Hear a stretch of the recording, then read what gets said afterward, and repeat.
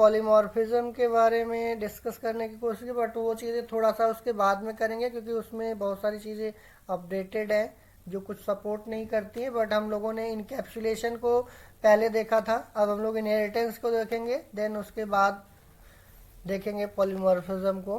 But आज हम लोग इनहेरिटेंस के बारे में डिस्कस करेंगे। इनहेरिटेंस में देखिए इसके पीएचपी के कुछ ऑफिशियल वेबसाइट भी है, अगर आप वहाँ से भी अगर आप देखना चाहते हो तो देख सकते हो। पीएचपी की ऑफिशियल साइट्स पे भी इसके डॉक्यूमेंटेशंस भी होते हैं। पीएचपी के मैनुअल डॉक्यूमेंटेशन आपको यहाँ पे मिल जाएगा। ऑब्जेक्ट ओरिएंटेड में इनहेरिटेंस क्या है? इनहेरिटेंस क्या है? ये well established program principle PHP में of the principle it object model principle affect the many classes and object related to another. यहाँ पे एक क्लास दूसरी क्लास से रिलेट करने के लिए बनाया गया है और एक क्लास की फंक्शनैलिटी को दूसरे क्लास में कैसे यूज किया जाएगा वो चीज़ें बताई गई हैं। जैसे यहाँ पे एक एग्जांपल अगर आप देखेंगे, ये पीएचपी का डॉक्यूमेंटेशन है इसका ऑफिशियल साइट से, आप इसको भी देख सकते हो। यहाँ पे जैसे ये क्लास इसने बनाई है और फिर से क्लास बी बनाई है, इसको एक्सटेंड किया है ए को। इससे क्या होगा कि जो चीज़ें हमने ऑलरेडी क्लास ए में बना रखा है उसको दोबारा हमें बी क्लास के अंदर बनाने की ज़रूरत नहीं पड़ेगी, डायरेक्ट हम उसको यूज कर सकते हैं। जैसे यहाँ पे एक एग्जांपल्स में जैसे यहाँ पे दिया गया है, एक फू क्लास लिया गया है, इसके अंदर प्रिंट आइटम एक फंक्शन लिया गया है और प्रिंट पीएचपी यहाँ पे दिया गया है। और देन यहाँ पे इस क्लास को फू को बाहर वाले क्लास में इनहेरिट किया गया है। अब यहाँ पे अगर हम देखें एक हमने अगेन क्लास बनाई है बाहर जिसमें हमने एक्सटेंड किया है फू को, और प्रिंट आइटम इसके अंदर भी बनाया गया है। यहाँ पे भी अगर हम देखें तो इसमें भी हमारे पास प्रिंट आइटम है, बट इसमें प्रिंट पीएचपी है, इसके अंदर प्रिंट पीएचपी नहीं है। अब हम यहाँ पे अगर हम इसको देखें तो हमारे पास एक क्लास यहाँ पे बनाया गया है फू का, और एक ऑब्जेक्ट क्रिएट किया गया है फू का, और यहाँ पे बार का ऑब्जेक्ट क्रिएट किया है। अब फू के थ्रू अगर हम यहाँ पे जो पहली वाली क्लास है उसके पेरेंट क्लास जो हमारी होती है उसके थ्रू, पेरेंट क्लास कौन है? ये वाली क्लास है, और ये हमारी क्या है? चाइल्ड क्लास, जिसको हम यहाँ पे पेरेंट क्लास को बेस क्लास बोलते हैं और इसको हम डिराइव्ड क्लास बोलते हैं। तो यहाँ पे बेस क्लास का ऑब्जेक्ट बनाया गया है और बेस क्लास के ऑब्जेक्ट के थ्रू प्रिंट को हमने यहाँ पे एक्सेस किया है। तो यहाँ पे आपको बता रहा है कि ये वाली क्लास में ये वाली जो वैल्यू आपने पास की है वो प्रिंट कर रहा है, क्योंकि यहाँ पे प्रिंट आइटम नाम से एक फंक्शन बनाया गया है ऑलरेडी यहाँ पे, और ये वेरिएबल्स आपको यहाँ पे रिसीव कर रहा है एक वैल्यू, जो वैल्यू को यहाँ पे डिस्प्ले कराया गया है। और देन अगेन यहाँ पे आपको इसी वाले ऑब्जेक्ट के थ्रू, जो पेरेंट क्लास का ऑब्जेक्ट था उसी ऑब्जेक्ट के थ्रू अगेन प्रिंट पीएचपी किया गया है। तो ये आपको फिर से आउटपुट में यहाँ पे ये क्या देगा? कुछ ये वाला आउटपुट देगा जो यहाँ पे दिया गया है, पीएचपी इज ग्रेट। ये आपको पीएचपी का टर्मिनेट किया गया, एंड ऑफ लाइन इसमें बता रहा है कि ये लाइन यहाँ पे टर्मिनेट की गई है, इसको इससे कोई लेना देना नहीं है। आप चाहो तो इसको नहीं भी लगाओगे तो कोई फर्क नहीं पड़ेगा। ये केवल यहाँ पे मैसेज दिया गया है, मैसेज के साथ इस वेरिएबल की वैल्यू यहाँ पे प्रिंट कराई गई है। आप इसके बाद आप इसको यूज करिए या न करिए, कोई फर्क नहीं पड़ेगा। यहाँ पे भी आपको एक मैसेज दिया गया है, PHP is great print PHP में। ये भी आपको पीएचपी का एंड ऑफ लाइन आपको इंडिकेट किया जा रहा है। प्री डिफाइन ये वेरिएबल्स होते हैं, आप इसको लगाइए मत लगाइए कोई फर्क नहीं पड़ेगा। तो यहाँ पे आपने देखा कि ये फर्स्ट वाले प्रिंट आइटम का दिखा रहा है पेरेंट क्लास के फंक्शंस के थ्रू, और ये पेरेंट क्लास के फंक्शंस के थ्रू दिखा रहा है। लेकिन यहाँ पे देखिए, अगर हमने चाइल्ड क्लास का अगर हमने ऑब्जेक्ट बनाया है और इसमें हमने क्या किया है, चाइल्ड क्लास के ऑब्जेक्ट के थ्रू हमने अगेन प्रिंट आइटम को कॉल किया है, तो प्रिंट आइटम जैसे कॉल होगा तो यहाँ पे देखिए हमारे पास क्या आ रहा है, इसमें पेरेंट क्लास के थ्रू अगर हमने प्रिंट आइटम को कॉल किया था तो इसमें फू के साथ आ रहा था, लेकिन अगर हम चाइल्ड क्लास के थ्रू अगर हम प्रिंट आइटम को कॉल करेंगे तो यहाँ पे बार के साथ आएगा ऐसा। बट अगर हम यहीं पे सिमिलर देखें, प्रिंट PHP को कॉल करेंगे जो कि हमने बार क्लास के अंदर डिक्लेयर नहीं किया है, फिर भी हम इसको एक्सेस कर पा रहे हैं। रीजन बिहाइंड दैट कि हमने इसको इनहेरिट करके रखा है इस क्लास को। तो इस क्लास के अंदर जो फंक्शंस होंगे वो सारे के सारे फंक्शंस आपको कहाँ पे मिलेंगे, इस चाइल्ड क्लास के अंदर। अगर यहाँ पे हमारे पास इसको डिफाइन नहीं किया जाएगा तो आउटपुट हमें इसका मिलेगा। अगर हमने अगेन इसमें डिफाइन कर दिया तो अब ये इस फंक्शंस को इग्नोर कर देगा और इस वाले फंक्शंस को कंसीडर करेगा। बट जो फंक्शंस हमने चाइल्ड क्लास में डिक्लेयर नहीं किया है वो फंक्शंस ऑटोमेटिक यहाँ पे आ जाएगा। ये हमारा क्या है, सिंगल इनहेरिटेंस। अब यहाँ पे एक चीज अगर हम ध्यान दें तो इसी चीज को हमने सेम नाम से फंक्शन यहाँ पे भी है पेरेंट क्लास के अंदर भी, और उसी नाम से हमने चाइल्ड क्लास के अंदर भी हमने फंक्शन बनाया है। और हमें यह भी पता है कि जब हम इनहेरिट करेंगे किसी क्लास को तो इस क्लास की functionality overall automatic child class में आ जाएगी। लेकिन अगर हमने किसी भी फंक्शंस को सेम एज डिफाइन कर दिया चाइल्ड क्लास के अंदर, तो ये जो पेरेंट क्लास की फंक्शनलिटी यहाँ पे चाइल्ड क्लास में आई थी वो चाइल्ड क्लास के फंक्शन से पेरेंट क्लास की फंक्शन को ओवरराइड कर देगा। दैट मीन्स अब यहाँ पे जो ये वाला फंक्शंस इनहेरिटेंस के थ्रू यहाँ पे हमारे पास आ गया था उसको क्या करेगा, ये फंक्शंस ओवरराइड कर देगा। इसीलिए यहाँ पे ये वाला आउटपुट आपको नहीं मिलेगा। इसको चाहे तो आप अगर आपको रन करके देखना है तो आप इसको चेक भी कर सकते हो। बट फिलहाल यहाँ पे अगर हम देखें तो ये जो है हमारा इनहेरिटेंस का मेन पर्पज होता है रीयूजेबिलिटी। किसी भी टास्क को या किसी भी फंक्शंस को हम क्या कर सकते हैं, रीयूटिलाइज कर सकते हैं। रीयूटिलाइज करना है तो इनहेरिटेंस करना पड़ेगा। बट अगर हम सेम प्रॉपर्टी को दोबारा से अगर हम बनाते हैं चाइल्ड क्लास के अंदर तो वो ऑटोमेटिक ओवरराइट हो जाएगा। ओवरराइट या ओवरराइडिंग ये जो है हमारा एक कॉन्सेप्ट है जो पॉलीमॉर्फिज्म के अंदर डिस्कस करेंगे हम लोग डिटेल में ओवरराइडिंग के कॉन्सेप्ट को। ओवरराइडिंग हमारा एक तरीके से देखा जाए तो यहाँ पे हम लोगों ने इनहेरिटेंस का दिया था,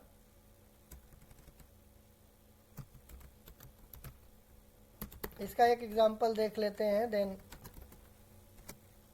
inheritance.php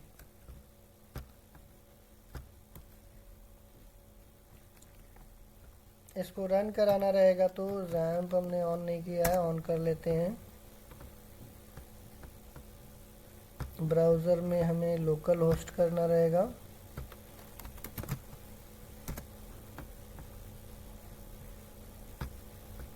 इसमें स्टार्ट नहीं करेंगे तो दूसरे उस पोर्ट पे जो भी सर्विस चल रही होगी वो आ जाएगी।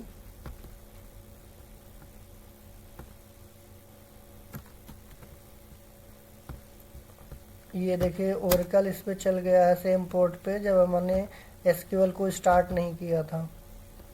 क्योंकि ऑलरेडी इंस्टॉल है इसमें। इसमें इनहेरिटेंस वाले का जो आउटपुट वहाँ पे आपको दिख रहा था पहले, ये तो हमारा है, ये फर्स्ट वाले फंक्शंस का आउटपुट है, देन ये सेकंड वाले फंक्शंस का आउटपुट है, और ये दोनों फंक्शंस हमारे पेरेंट क्लास के अंदर दिए गए हैं, बट ये हमारे चाइल्ड क्लास का फंक्शन है। बट यहाँ पे ये फंक्शंस इसको ओवरराइट कर दिया है, और ये वाला फंक्शंस ओवरराइट नहीं हुआ है क्योंकि हमने दोबारा फंक्शंस को डिफाइन नहीं किया था। अगर हमने यहाँ पे देखिए इस फंक्शंस को अगर मैं यहाँ पे कमेंट कर देता हूँ जो चाइल्ड क्लास में हमने यहाँ पे बनाया है, अगर मैं इसको कमेंट कर दूंगा तो अब हमें आउटपुट यही मिलेगा, सेम आउटपुट मिलेगा। कहाँ पे मिलेगा? यहाँ पे जो आउटपुट हमने यहाँ पे दिया था ये भी, अब देखिए ये जो हमने, ये ऑब्जेक्ट हमारा क्या है? पेरेंट क्लास का है, और ये ऑब्जेक्ट हमारा चाइल्ड क्लास का है, और हमने चाइल्ड क्लास में कोई भी फंक्शंस नहीं बनाया है, इसीलिए यहाँ फिर भी हम इसको एक्सेस कर पा रहे हैं क्योंकि हमने पेरेंट क्लास की पूरी प्रॉपर्टी इनहेरिट करके चाइल्ड को ट्रांसफ़र कर दिया है।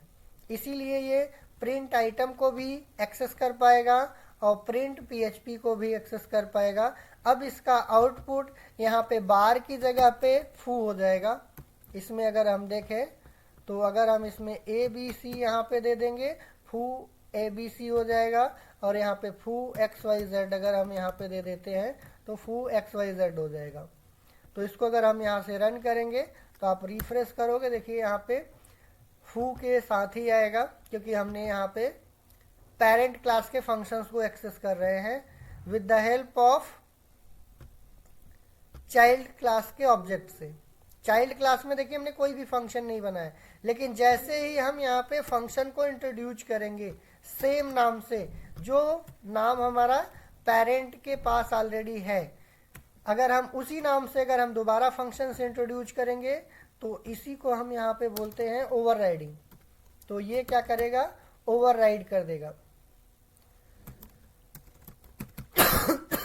Override the parent class function. Same है तो, अगर डिफरेंट है तो वो ओवरराइड नहीं होगा। तो इनहेरिटेंस का मेन पर्पज क्या है? Provide the reusability of the code. किसी भी कोड को हम दोबारा यूटिलाइज करना चाहते हैं तो हमें चाइल्ड क्लास में बिना डिफाइन किए हम यूज कर सकते हैं। इसमें और भी एग्जांपल्स अगर हम टेस्ट करना चाहें तो यहाँ पे देख सकते हैं, इसमें कुछ और भी एग्जांपल्स हमें, इसको हम सिंगल इनहेरिटेंस के नाम से भी जानते हैं अगर हमने एक ही क्लास के अंदर बनाया है तो, सिंगल इनहेरिटेंस। जैसे यहाँ पे एक लास्ट टाइम पे हम लोगों ने फ्रूट क्लास बनाई थी, अगर हम इसी फ्रूट क्लास को एक दूसरी क्लास में इनहेरिट कर लेते हैं जिसको हम एप्पल क्लास बोल सकते हैं, इसमें फिलहाल हमने यहाँ पे इनहेरिटेंस नहीं किया है, इसको अगर आप चाहते हो तो कर सकते हो। जैसे हमारे पास ये फ्रूट क्लास है, फ्रूट क्लास को दूसरी क्लास में डालना चाहते हो तो क्लास एप्पल, और इसको आप क्या कर सकते हो? एक्सटेंड्स, यहाँ पे फ्रूट को हम इनहेरिट कर लेंगे। तो यहाँ पे हमारे पास ये एप्पल हमारा क्या हो जाएगा? चाइल्ड क्लास हो जाएगा, ये हमारा पेरेंट क्लास हो जाएगा, और ये जो फंक्शंस है ऑटोमेटिक इनहेरिट हो जाएगा यहाँ पे एप्पल के अंदर। अब इसमें अगर हम एप्पल का डिटेल डिस्प्ले कराना है तो हम यहाँ पे फंक्शन गेट डिटेल, और यहाँ पे हमने फंक्शंस का डिटेल डिस्कस करना है तो हम यहाँ पे इसको डिस्प्ले कराना है। तो यहाँ पे हमने दो वेरिएबल्स डिफाइन किया था, $name $color, तो हम यहाँ पे इको कर सकते हैं, echo name of the fruit, और यहाँ पे हमने यूज करना है तो हम क्या कर देंगे? Dot dollar this arrow name. इसी को हमने न्यू लाइन पे करना है तो br, फिर से हमने यहाँ पे colour of the fruits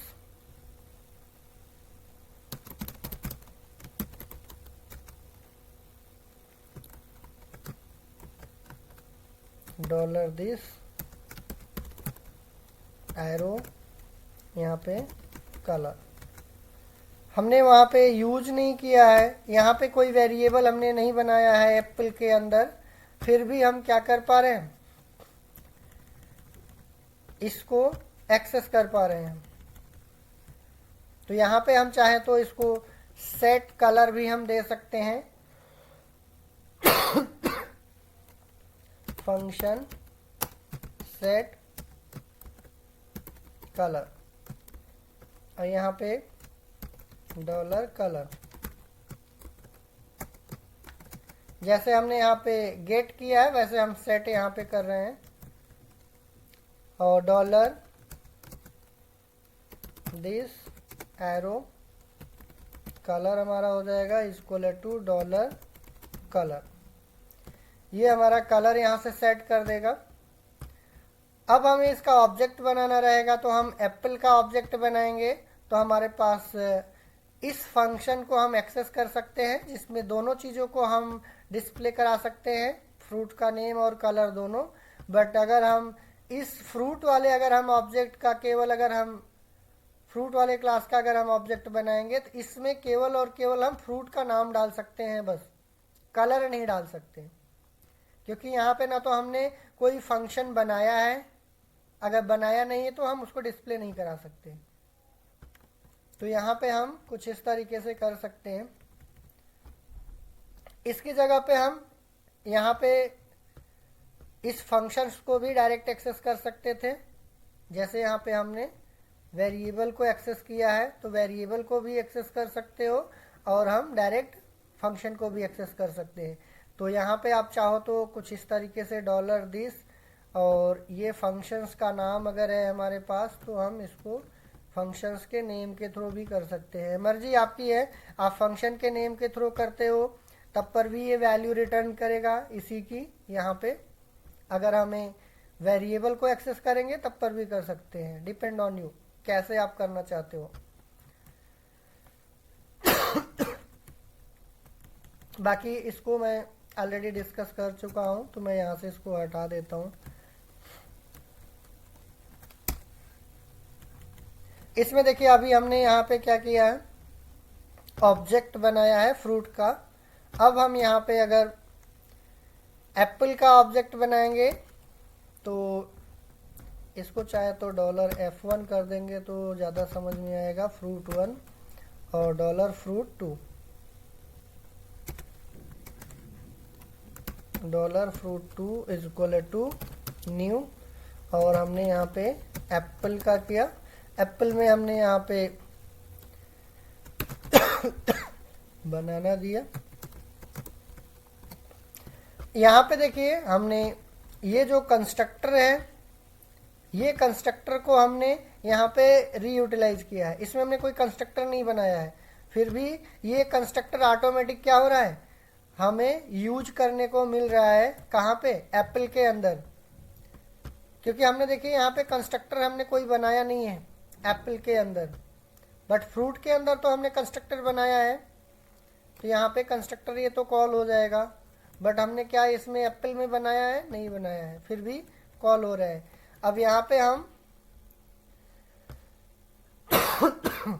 colour set करना है तो कलर भी सेट कर सकते हैं, F2 dot F2 arrow set colour.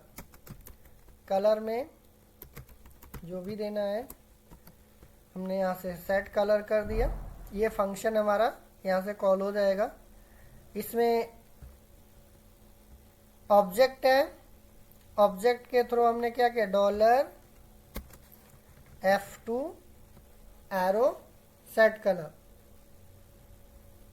और यहाँ पे अगर हमें इसकी डिटेल डिस्प्ले करानी है तो हम डिटेल यहाँ पे डिस्प्ले करा देंगे इको br, और देन यहीं पे हम क्या करेंगे $F2 के साथ एरो की लगाएंगे और गेट डिटेल, ये फंक्शंस को कॉल करेंगे। इसको सेव करते हैं, देन इसको रन कराते हैं। यहाँ पे हमने पेरेंट चाइल्ड का रिलेशन है, ये इसको हम 0 लेवल बोल सकते हैं और इसको हम फर्स्ट लेवल बोल सकते हैं। तो यहाँ पे सिंगल लेवल का इनहेरिटेंस इसको हम बोल सकते हैं कि सिंगल लेवल का इनहेरिटेंस है। तो इसमें हम यहाँ से फिर से इसको रिफ्रेश करते हैं और सिंगल लेवल के इनहेरिटेंस को रन कराते हैं। यहाँ पे थोड़ा सा देखिए, ये जो binding name property member with argument constructor है और binding name property with argument constructor Apple है। यहाँ पे नेम ऑफ द फ्रूट आपको दिखा रहा है banana and colour of the fruit दिखा रहा है येलो। थोड़ा सा इसको न्यू लाइन करके करेंगे तो समझ में आएगा। इसमें 2 बार कंस्ट्रक्टर कॉल हुआ है, एक बार जब हमने फ्रूट क्लास का ऑब्जेक्ट बनाया है तो हमारा ये वाला कंस्ट्रक्टर कॉल हुआ है यहाँ पे, और उसके बाद फिर से हमने दोबारा ऑब्जेक्ट जब यहाँ पे हमने क्रिएट किया है एप्पल का, फिर से कंस्ट्रक्टर कॉल हुआ है, जबकि हमने यहाँ पे एप्पल में कोई कंस्ट्रक्टर नहीं क्रिएट किया है, फिर भी ये पेरेंट क्लास के कंस्ट्रक्टर को दोबारा कॉल किया है। फिर से ये दिखा रहा है यहाँ पे, और देन उसके बाद हमने यहाँ पे डिस्प्ले कराया है इस फ्रूट के कलर को। तो आप यहाँ पे चाहे तो BR इसमें भी लगा सकते हो, डिपेंड करेगा कि आप कहाँ यूज कर रहे हो। मैंने इसमें भी BR लगा दिया। अब इसको थोड़ा सा रन करेंगे तो ये हमारा फर्स्ट टाइम जब हमारा फ्रूट वाले क्लास का ऑब्जेक्ट बनाया था तभी हमारा कंस्ट्रक्टर कॉल हुआ है, क्योंकि कंस्ट्रक्टर ऑटोमेटिक कॉल हो जाता है। और ये हमने दोबारा ऑब्जेक्ट क्रिएट किया है जब एप्पल वाले का, देन हमारा ये कंस्ट्रक्टर कॉल हुआ है। और उसके बाद हमारा यहाँ पे भी BR इसमें अप्लाई नहीं हुआ है, इसको BR अप्लाई करना है। तो थोड़ा सा हम इसमें फ्रूट डिटेल के पहले एक BR लगा देते हैं, इसमें सही रहेगा। अब यहाँ पे देखेंगे तो ये हमारा एप्पल है जो फ्रूट वाले क्लास के ऑब्जेक्ट के थ्रू कॉल किया गया है, और ये हमारा एप्पल वाले क्लास के थ्रू कॉल किया गया है जो यहाँ पे डिस्प्ले करा रहा है गेट डिटेल के थ्रू। तो ये हमारा क्या है, सिंगल इनहेरिटेंस। सिंगल इनहेरिटेंस में केवल 2 क्लास होती हैं और इनहेरिटेंस का मेन पर्पज क्या है, रीयूजेबिलिटी ऑफ द कोड। इसमें सिमिलर देखिए, यहाँ पे क्लास A है, क्लास A को क्लास B ने इनहेरिट किया है तो ये सिंगल इनहेरिटेंस हो जाएगा। अगर B क्लास को अगेन C क्लास ने इनहेरिट कर दिया है तो ये हमारा मल्टी लेवल इनहेरिटेंस हो जाएगा। अब यहाँ पे देखिए A क्लास का ऑब्जेक्ट बनाया गया है, फिर B क्लास का ऑब्जेक्ट बनाया गया है, C क्लास का ऑब्जेक्ट बनाया है, इसमें एक लेवल और बढ़ा दिया गया है। ये डॉक्यूमेंटेशन में आप जा करके वहाँ पे चेक कर सकते हो। तो यहाँ पे आप इस तरीके से देखिए, यहाँ पे एक एग्जाम्पल लिया गया है। जैसे एक पर्सन क्लास है, इस पर्सन क्लास में 3 वेरिएबल्स हैं, एक नेम है, एज है, फ़ोन है, और इसका एक फंक्शन है टास्क का, और देन एक वॉक का फंक्शन है। ये हमारी प्रॉपर्टी हो गई और ये इनके बिहेवियर्स हो गए। इसके 3 फंक्शन है, walk, talk, swim, person class के। और यहाँ पे एक टॉम का अलग से फिर से बनाया गया, टॉम ने एक्सटेंड किया पर्सन क्लास को। तो यहाँ पे टॉम के पास क्या होगा, वो सारी फंक्शनलिटी आ जाएंगी। अब ये टॉम दिन में कितने घंटे तक बात कर सकता है, कितने वॉक कर सकता है, आप इसके टॉम की इंडिविजुअल आप इंफॉर्मेशन यहाँ पे दे सकते हो। ये कितना स्विमिंग कर सकता है, ये सारी चीज़ें हम यहाँ पे ऑटोमेटिक इनहेरिट हो जाएंगी। इसमें आप दोबारा से आप इसको डिफाइन कर सकते हो। अब ये टॉम का नेम क्या है, टॉम का एज क्या है, टॉम का फ़ोन नंबर क्या है, वो हम इसमें पूरा का पूरा इसका इंडिविजुअली हम इसको एक्सेस कर सकते हैं, क्योंकि ये चीज़ें ऑटोमेटिक एक्सेस हो जाएंगी. Since Tom class extend the person class, this means that class Tom is the child class. Tom हमारा child class हो गया and person class is the parent class. Child class will be inherited the all public and protected members. अब यहाँ पे देखिए, जो चीज़ें हमारे पास पब्लिक हैं और प्रोटेक्टेड हैं, वो चीज़ें ऑटोमेटिक हमारे पास इस क्लास के अंदर आ जाएंगी. लेकिन जो यहाँ पे प्राइवेट है, प्राइवेट का मतलब जो फ़ोन नंबर है, ये चीज़ें ऑटोमेटिक इस क्लास के अंदर नहीं जाएंगी. इसका मतलब ये हो गया कि ये फ़ोन वाला जो वेरिएबल है केवल पर्सन क्लास के अंदर जो फंक्शंस हैं वही यूज कर सकते हैं. इसके बाद वाले नहीं यूज कर पाएंगे. तो ये कुछ इस तरीके से इनहेरिटेंस आपका कॉन्सेप्ट रहेगा. एक से अधिक भी क्लासेस हो सकती हैं, 2 क्लासेस भी हो सकती हैं. तो यहाँ पे भी कुछ ऐसे भी आपको एक्सप्लेन किया गया है कि एक कस्टम फंक्शन है, फिर कस्टम 2 क्लास है, इसमें हेलो फंक्शंस है, हेलो डिस्प्ले कर रहा है. कस्टम 2 वाले में हेलो 2 है. बट यहाँ पे देखिए फंक्शन का नेम ये सेम है, तो इससे अभी कोई लेना देना नहीं है. अभी क्यों लेना देना नहीं है? क्योंकि इसमें इनहेरिटेंस का कुछ इस तरीके से ऐसा नहीं है. क्लास हम ऐसे बना सकते हैं, क्लास के लिए मल्टीपल क्लासेस बनाएंगे, मल्टीपल इनहेरिटेंस भी रहेगा कुछ इसी तरीके से.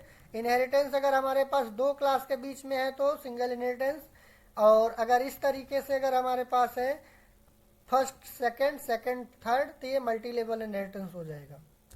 देखिए इसमें अगर हमने पब्लिक, प्राइवेट, प्रोटेक्टेड तीनों चीज़ें हैं, तो हमारे पास जो पब्लिक और प्रोटेक्टेड होगा वो चीज़ें यहाँ पे तो आ जाएंगी. लेकिन अगर हमने अगेन यहाँ पे बी को सी में किया है तो प्रोटेक्टेड वाली चीज़ें केवल बी के पास होंगी, सी के पास नहीं आएंगी प्रोटेक्टेड. केवल जो यहाँ पे पब्लिक था वो बी के पास भी आ जाएगा, सी के पास भी आ जाएगा. प्राइवेट है तो केवल बी क्लास के अंदर ही फंक्शन यूज कर पाएंगे, और वो ए क्लास के फंक्शन ही केवल यूज कर पाएंगे जो प्राइवेट होगा. अगर प्रोटेक्टेड है तो यहाँ पे बी के पास प्राइवेट चीज़ें कभी भी आएंगी नहीं, केवल और केवल प्रोटेक्टेड आएगी चीज़ें यहाँ पे, और पब्लिक वाली चीज़ें यहाँ पे आएंगी. और अगर हमारे पास अगेन बी को सी ने इनहेरिट किया है तो यहाँ से प्रोटेक्टेड केवल यहीं तक रहेगा, और यहाँ पे पब्लिक वाले मेंबर आ पाएंगे, प्रोटेक्टेड केवल यहीं तक लिमिटेड रहेंगे. तो इसी को बोलते हैं एक्सेस मॉडिफायर. एक्सेस मॉडिफायर जो हमने यहाँ पे पर्सन वाले में अभी यूज किया है, पब्लिक, प्रोटेक्टेड, प्राइवेट. ये प्राइवेट हमारा केवल करंट क्लास के लिए है, पब्लिक और प्रोटेक्टेड डिराइव्ड क्लास के लिए भी है, बट सब डिराइव्ड क्लास केवल पब्लिक को एक्सेस कर पाएगा, प्रोटेक्टेड नहीं एक्सेस कर पाएगा अगर वो चाइल्ड का चाइल्ड है. तो मल्टी लेवल इनहेरिटेंस का अगर एग्जांपल आप देखोगे तो जैसे यहाँ पे एक एनिमल क्लास ली गई है. एनिमल क्लास के अंदर एक कलर है और इसके कुछ नंबर ऑफ लेग्स दिए गए हैं. और इस अगर हम क्लास की बात करें तो इसमें हमने कंस्ट्रक्टर बनाने का हमारे पास 2 तरीका देखा था कि क्लास का नेम, फंक्शन का नेम अगर सेम है तो वो हमारा एज अ कंस्ट्रक्टर का काम करेगा, या तो आप कंस्ट्रक्टर ऐसे बना सकते हो. इसी में हमने 2 वेरिएबल्स बनाए हैं, कलर और लेग. और ये कलर और लेग और एनिमल जो हमारा कंस्ट्रक्टर है, अभी हम लोगों ने पिछले में देखा था कि चाइल्ड क्लास भी कंस्ट्रक्टर को एक्सेस कर सकता है क्योंकि ऑटोमेटिक वो इनहेरिट हो जाएगा. और ये रिपोर्ट फंक्शन है तो ये भी हमारा ऑटोमेटिक चाइल्ड फंक्शन एक्सेस कर पाएगा. तो यहाँ पे एनिमल क्लास के अंदर जितनी चीज़ें हैं वो सारी की सारी चीज़ों को एक्सेस कर सकता है. कौन सी क्लास? Cat class. अब इसके नंबर ऑफ लेग्स हम यहाँ पे डिफाइन कर सकते हैं और ये किस तरीके की आवाज़ निकालेगा, इसकी आवाज़ को हम यहाँ पे डिफाइन कर सकते हैं इंडिविजुअली। अगेन इसी कैट क्लास को अगेन इसकी एक अलग स्पीसीज होती है, तो ये हमने कैट क्लास को हमने क्या कर दिया, पैंथर क्लास में इनहेरिट कर दिया।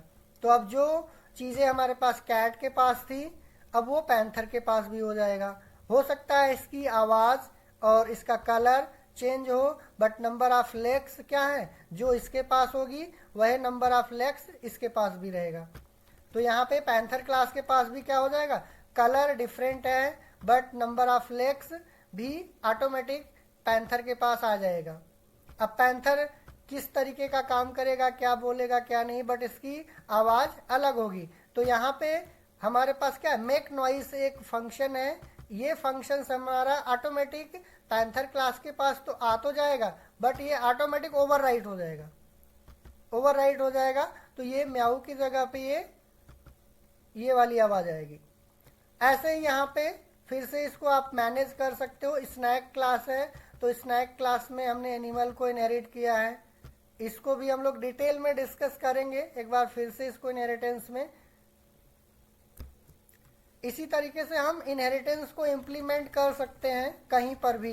ये एग्जांपल्स आपको समझने के लिए दिया गया है, समझने के लिए कि कैसे होगा, बट ये चीज़ें ऑलरेडी पीएचपी में इम्प्लीमेंट हो चुकी हैं और उसके बिहाफ पे बहुत सारे फ्रेमवर्क वर्क कर रहे हैं।